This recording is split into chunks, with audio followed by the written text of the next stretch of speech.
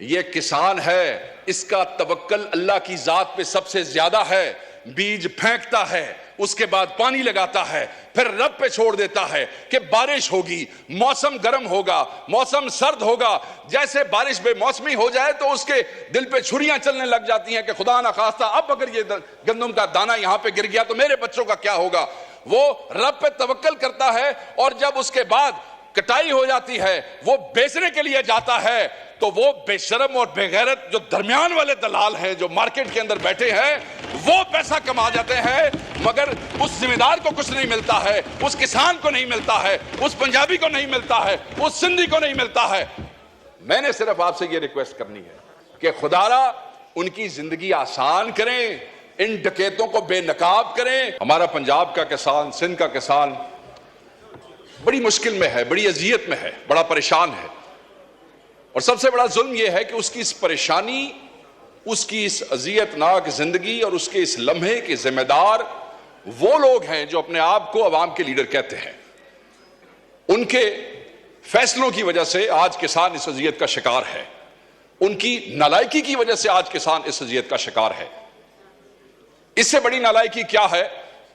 کہ پنجاب حکومت جو ہے وہ 3200 روپے پہ امپورٹ ہوئی گندم جو ہے وہ 4700 روپے میں خریدتی ہے. اس کے بعد حکومتیں جو ہیں وہ 3900 روپے کی سپورٹنگ پرائس جو ہے وہ فکس کرتی ہے، اور پھر اس قابل بھی نہیں ہے کہ اس کو انشور کر سکے، کیونکہ اوپن مارکیٹ میں اس کو پھر 2800 سے لے کے 3000 روپے تک کی قیمت دی جاتی ہے. آپ مجھے صرف یہ بتائیں کہ وہ کسان جس کو پانی مہنگا مل رہا ہے کیونکہ اس کے ٹیوبویل کے اوپر جو بجلی کا بل ہے وہ بڑھتا جا رہا ہے، بجلی کا بل بڑھتا جا رہا ہے، وہ افورڈ نہیں کر سکتا ہے، اسے بیج جو ہے وہ ادھار اٹھانا پڑتا ہے، اس کے پاس پیسے نہیں ہے، اس کے پاس ڈی اے پی خریدنے کے پیسے نہیں ہے، 14,500 سے 15,000 روپے تک وہ بھی بلیک میں لینی پڑتی ہے. اس کے پاس یوریا کے پیسے نہیں ہے، یوریا بھی 10,000 روپے میں مل رہا ہے. بجلی مہنگی، فیول مہنگا، یوریا مہنگا، ڈی اے پی مہنگا، اور اس کے بعد ہم یہ سمجھتے ہیں کہ کیونکہ ہم سپورٹنگ پرائس 3900 روپے رکھ دیں گے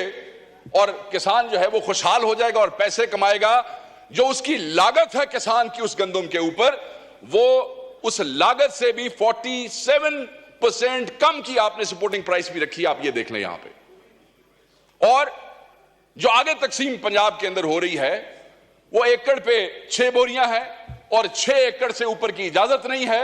36 بوریاں، یعنی کہ 6 ایکڑ سے آگے 36 بوریوں سے آگے حساب کتاب نہیں ہے، اور اس کا بھی کوئی کھاتا کوئی نہیں چل رہا ہے. مجھے تکلیف اس بات کی ہے کہ اس ایوان میں بیٹھے ہوئے زیادہ تر لوگ ذمہ دار ہیں، زیادہ تر لوگ کاشتکار ہیں، کوئی چھوٹا ہے، کوئی بڑا ذمہ دار ہے، اور اگر خود ذمہ دار نہیں ہیں تو ذمہ داروں کے ووٹوں سے الیکٹ ہو کے یہاں پہ آئے بیٹھے ہیں. مگر آپ نے جیسے کہا کہ ایک پارٹی کی طرف سے آپ نے ان کو جوش دلایا کہ بھائی بولو، تسی بھی بولو، تہاڈا بھی صوبہ ہے، تہاڈی حکومت ہے، تساں بھی گل کرو. آپ کو بتانا پڑا ہے، دل نہیں کرتا ہے. obviously جب عوام کے اور کسان کی گردن کے اوپر چھری پھیرو گے تو کیسے ڈیفینڈ کرو گے اپنی حکومت کو؟ جب کسان کو حلال کرو گے تو کس منہ سے ڈیفینڈ کرو گے اپنی حکومت کو؟ اس لیے تکلیف ہوتی ہے. اور 70 لاکھ ٹن سیلیبل گندم پڑی ہے پنجاب میں، ابھی میاں صاحب نے کنفرم کیا، اور اس میں سے کہتے ہیں کہ پاسکو اور جو صوبائی حکومت ہے وہ کہتی ہے جی صرف 20 لاکھ خریدنی ہے. میں نے یہ دسو سر، تے باقی 50 لاکھ نو آگ لا چھڑیے، باقی 50 کو کیا کرے؟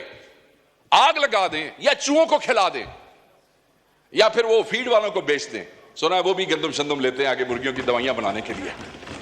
ان کو بیچ دیتے ہیں. یا پھر کسانوں کو کہتے ہیں کہ تسی اپنے آپ نو آگ لا لو، کیونکہ یہ جو تمہارے عوامی نمائندے ہیں جنہیں کھو کے حکومت لئی ہے، کھو کے سمجھ دے ہو نا، چھینی ہے حکومت، چوری کی ہے، یہ تمہارا حق جو ہے اس کا تحفظ کرنے کے لیے تیار نہیں ہے. میں یہ سمجھتا ہوں کہ وہ سیکٹر جو فسکل ایئر میں 2020 اور 21 میں پاکستان کی جی ڈی پی میں جس کا 22.7% حصہ تھا، 2020-21 میں جو پاکستان کی لیبر فورس کا 37.8% تھا، آج اس کی جی ڈی پی میں بھی حصہ زیادہ ہے، آج اس کا لیبر فورس میں بھی حصہ زیادہ ہے. اور اسی سیکٹر کو ڈیفینڈ کرنے کے لیے، ایکچولی ڈیفینڈ بھی تھوڑا زیادہ ہو جائے گا، اس کو زندہ رکھنے کے لیے، ان کو جو ہے ان کی روح ان کے اندر رکھنے کے لیے ہم جو ہے وہ بے بس ہے۔ اوبیسلی ہمارے بھائی وہاں سے کوئی جواب بھی دیں گے، سرکاری جواب آئے گا، ایسے ہوا ویسے ہوا، ہمارے پہ بھی کوئی گل فشانی کریں گے، ٹھیک ہے، مگر اس سے کیا کسان کی زندگی جو ہے وہ آسان ہو جائے گی؟ نہیں، آسان نہیں ہوگی۔ پھر ظلم آپ دیکھیں سر، بھائی بمپر کراپ ہے، آلریڈی آپ کے کافرز جو ہیں وہ بھرے پڑے ہیں گندم سے، ٹھیک ہے جی، اور آپ امپورٹ کر رہے ہیں۔ ہم تو صرف اپنے بھائیوں سے یہ پوچھنا چاہیں گے کہ اس حکیم لقمان کا نام بتا دیجئے، یا اس آئنسٹائن کا نام بتا دیجئے جس نے کہا کہ بمپر کراپ بھی پئی جے بٹ کوئی اپنا بھی سوچ لئیے، کچھ منگوا لیں وہاں سے، اور وہ منگوا لیا۔ منگوانے کے بعد وہی میں نے بات کی کہ 3200، اور پھر حکومت نے وہی 3200، اب جب پتہ لگے گا نا 3200 پہ امپورٹ کس نے کی ہے، یہ بھی ایک نئی کہانی ہوگی، کیونکہ اس 3200 والے سے پھر 4700 پہ آپ نے خریدی کیوں؟ سو میں یہ بار بار نکتہ اس لیے کہہ رہا ہوں کہ جناب یہ عوام کو، کسان کو، یہ وہ کسان ہے جس کو پنجاب کی کئی شوگر ملوں نے ابھی پچھلے سال کی گنے کی پیمنٹ نہیں کی ہے، یہ وہ کسان ہے جس نے بیج ادھار لیا ہے، یہ وہ کسان ہے جس نے کھاد ادھار لی ہے، یہ وہ کسان ہے ڈپٹی سپیکر صاحب جو آپ کے میرے دروازوں پہ، کیونکہ سندھ کا بھی یہی ایشو ہے، وہ بیچارہ کبھی بجلی کا بل لے کے آتا ہے کہ میری قسطیں کرا دو، واپڈا والے بڑے ظالم ہیں،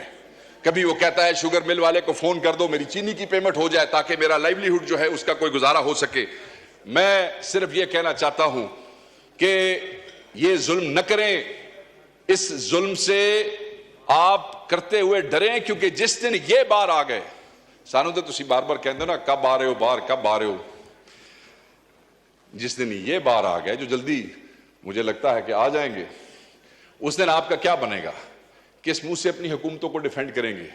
کس منہ سے اپنے حلقوں میں جائیں گے؟ کس منہ سے اپنے حلقوں میں فاتحہ اور جنازے اٹینڈ کریں گے؟ یہ کسان ہے، اس کا توکل اللہ کی ذات پہ سب سے زیادہ ہے، بیج پھینکتا ہے، اس کے بعد پانی لگاتا ہے، پھر رب پہ چھوڑ دیتا ہے کہ بارش ہوگی، موسم گرم ہوگا، موسم سرد ہوگا، جیسے بارش بے موسمی ہو جائے تو اس کے دل پہ چھریاں چلنے لگ جاتی ہیں کہ خدا نہ خواستہ اب اگر یہ گندم کا دانہ یہاں پہ گر گیا تو میرے بچوں کا کیا ہوگا۔ وہ رب پہ توکل کرتا ہے، اور جب اس کے بعد کٹائی ہو جاتی ہے، وہ بیچنے کے لیے جاتا ہے، تو وہ بے شرم اور بے غیرت جو درمیان والے دلال ہیں جو مارکیٹ کے اندر بیٹھے ہیں، وہ پیسہ کما جاتے ہیں، مگر اس ذمہ دار کو کچھ نہیں ملتا ہے، اس کسان کو نہیں ملتا ہے، اس پنجابی کو نہیں ملتا ہے، اس سندھی کو نہیں ملتا ہے۔ میں نے صرف آپ سے یہ ریکویسٹ کرنی ہے کہ خدا را ان کی زندگی آسان کریں، ان ڈکیتوں کو بے نقاب کریں، ان کی زندگی آسان کرنے کے لیے کچھ ایسی۔ سر آپ کے علاقے میں بھی آپ خود ذمہ دار ہیں، اور میں سمجھتا ہوں کہ آپ اس درد کو مجھ سے زیادہ سمجھتے ہیں، کیونکہ آپ تو خود کلٹیویشن کرتے ہیں اور بڑی زبردست کاشتکاری کرتے ہیں۔ میں یہ سمجھتا ہوں کہ وہ ڈاکو جنہوں نے گندم امپورٹ کی ہے، وہ ڈاکو جو کسان کے گردن پہ چھری پھیر رہے ہیں، ان کو اسلام آباد میں یہ جو بار ایوان میں یہ جو آپ کا کانسٹیٹیوشن ایونیو ہے، انہاں دے پیراں وچ رسیاں پا کے انہاں نوں پٹھے لٹکا دیو تاکہ قوم دیکھ سکے کہ اس ملک کے حکمران جو ہے وہ جو 6 کروڑ کا طبقہ ہے، 6 کروڑ، وہ جس کو ہم کہہ رہے ہیں کہ تم لوگ 50 لاکھ جو ہے اس کو آگ لگا دو یا چوہوں کو کھلا دو، وہ کم از کم یہ تو کہہ سکیں کہ آپ جو ان ایوانوں میں بیٹھے ہیں آپ ان کے لیے لیجسلیشن کریں۔ شاید آپ ان کے لیے سوچتے ہیں، شاید وہ آپ کو دعا دے دیں، شاید ان کے بچے آپ کو دعا دے دیں، مگر اگر نہ کریں گے